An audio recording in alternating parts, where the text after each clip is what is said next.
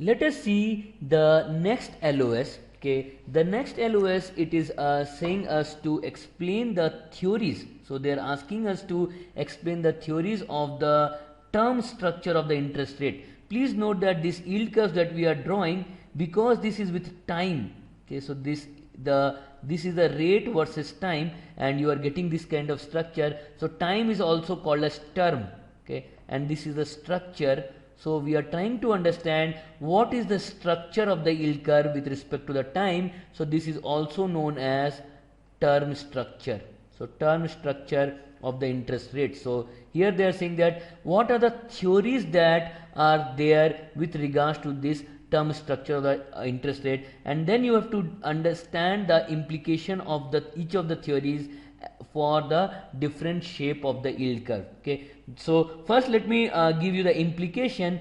Please note that all of these are theories. Okay, so if you have any of these theories, okay, so this theory should be able to explain, so this theory should be able to explain all the different shapes possible. Okay, so all the different shapes they should be able to explain. So a theory should not be such that it is explaining something and it is not able to explain something. No, right? A theory should be able to explain all the different type of or different shapes of the yield curve that are possible. Okay, right? So here we are seeing three type of theories. Okay, so the first theory is the expectation theory. Okay, so please note that this expectation theory is divided into two parts. One is known as the pure expectation theory, and the other is known as the biased expectations. Please note that pure means it should be unbiased. So you have an unbiased expectation and you have a biased expectation theory. Biased expectation theory is also known as liquidity preference theory. Okay, so biased expectation and liquidity preference is same. Pure expectation and unbiased expectation is same. Okay, and then you have the next theory which is called as market segmentation theory. Okay, so this market segmentation, there is another name for it. It is called also known as preferred habitat theory. Right, so we will start with first the expectation theory and then we will move into the segmentation theory. So let us see what is the pure expectation. Okay, so in a pure expectation, what they are saying is whatever interest rates you are seeing in the market, okay, either this or this, the rates are happening are like this because this is the expectation of the people, right? So people expect that as time increases, the rate has to decrease. Okay, so since that is the expectation, so that is what people are building the expectation in the yield curve, and you are seeing that as time is increasing the rates are falling, right? So in pure expectation, it is just the expectation of the entire people. So that means they are saying that of the entire economy, this is the expectation, or we say that this is the average expectation of the economy that is getting built into your yield curve, right? So either this or this. Here the people are expecting that the interest rate would increase in the future as the time increases, right? So it's just the expectation that is getting built over here, right? Then you have the next one, which is the bias expectation. Okay, bias expectation or liquidity preference theory. Okay, so liquidity preference theory, it says that higher the maturity, so as the time is more and more, okay, people require higher premium. Okay, so people require a higher premium because they are giving their money for a longer time period, so they require higher premium. Remember in the quant trading, we have seen that this is called as a maturity risk premium. Here it is called as a liquidity preference. Why it is called as a liquidity preference? It says that because you are investing for higher term, it means that you are sacrificing the liquidity, right? So people prefer liquidity, so they would say that they would invest for the shorter term and the rates they would get lower. But here it is the liquidity preference. It says that higher the time period, you would want to get higher premium. Now this premium is based on, so premium is always added on something. So on what the premium gets added? The premium gets added on the pure expectation. Okay, so what it says is, okay, let's say suppose this is the interest rate that the people think in terms of the pure expectation. So people are saying that with the time the interest rates are increasing. Okay, but the proponents of the bias expectation, what they say is, okay, so yes, with pure expectation, if this is the yield curve, we would want a compensation. Okay, so as the time passes, we want a higher and higher compensation because we are sacrificing the liquidity. So they would want this type of rate. So we will say that this is the bias expectation, this is the pure expectation, and this is the premium that you are getting added. The premium is for the compensation for the sacrifice of liquidity, right? So what we say is bias expectation, okay, is equal to pure expectation. Okay, so bias expectation is pure expectation plus a liquidity premium.